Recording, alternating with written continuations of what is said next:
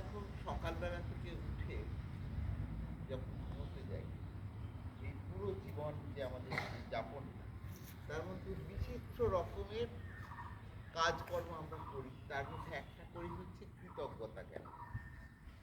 আমরা আকাশকে পুজো করি, মাটিকে পুজো করি, সূর্যকে প্রণাম করি, জলকে আমরা দেবতা জ্ঞান করি। এই সব কিছুর মাধ্যমে আমরা কি করি? আসলে কৃতজ্ঞতা জ্ঞাপন করি যে আমাদের জীবনের জন্য তোমরা কারণ, তাই না?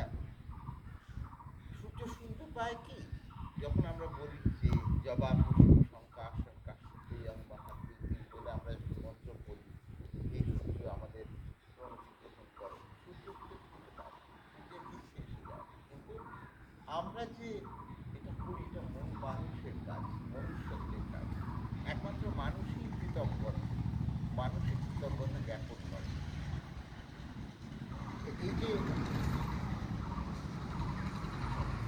এই যে আমরা এই মহাপুরুষ সূর্য সেনের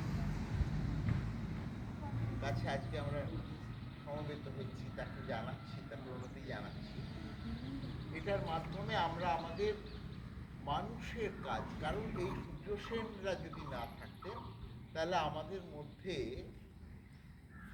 আমরা যে স্বাধীন হব, আমাদের মধ্যে যে আমাদের একটা দেশ আছে, এই দেশের জন্য আমাদের লড়াই করতে হবে।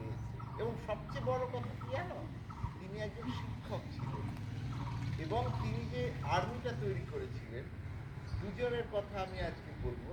এক হচ্ছে সূর্য সেন আর এক হচ্ছে বাঘা যুদ্ধ। এরা দুজনাই কিন্তু তার মানে ইয়াং জেনারেশন, একেবারে নতুন জেনারেশনদের নিয়ে যুদ্ধটা করেছে।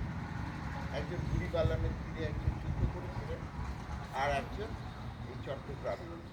এর মধ্যে ওই বয় স্কাউট যারা যারা একেবারে ইয়াং ছেলে মেয়ে, অনেকে ছিল তোমাদের বয়সে,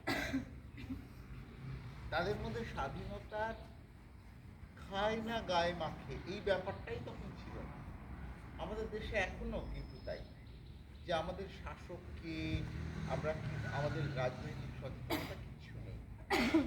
সেই সময় একজন মাস্টারমশাই কিন্তু সবচেয়ে বেশি মোটিভেটেড ছিলেন। তিনি কিন্তু এই যে যে আমাদের দেশ স্বায়ত্তশাসন দরকার, আমাদের দেশের জন্য আমরা লড়াই করব এবং আমাদের জীবনের একটা লক্ষ্য থাকা উচিত যে দেশের প্রত্যেকটা মানুষের জাগৃতি, এই জিনিসগুলো সূর্য সেনরা না থাকলে আমাদের মধ্যে জানতো না। ফলে আজকের এই দিনটা, আর বিশেষ করে আমাদের এটা খুব গর্বের ব্যাপার যে আমাদের স্কুলের নামে, এই সূর্য সেনের নামে আমাদের স্কুল, এবং অনেকগুলো সিনেমা আছে সূর্য সেনকে নিয়ে, হিন্দি সিনেমা, বাংলা সিনেমা। হ্যাঁ, হিন্দিতে দুটো সিনেমা আছে। চিটাগং বলে, তোমরা কেউ যদি রিল দেখো, এই রিল বলছি, ইউটিউব দেখো, চিটাগং বলে একটা খুব বিখ্যাত সিনেমা আছে। সিনেমাটা দেখলে তোমার মানে গা শিরশির করে উঠবে।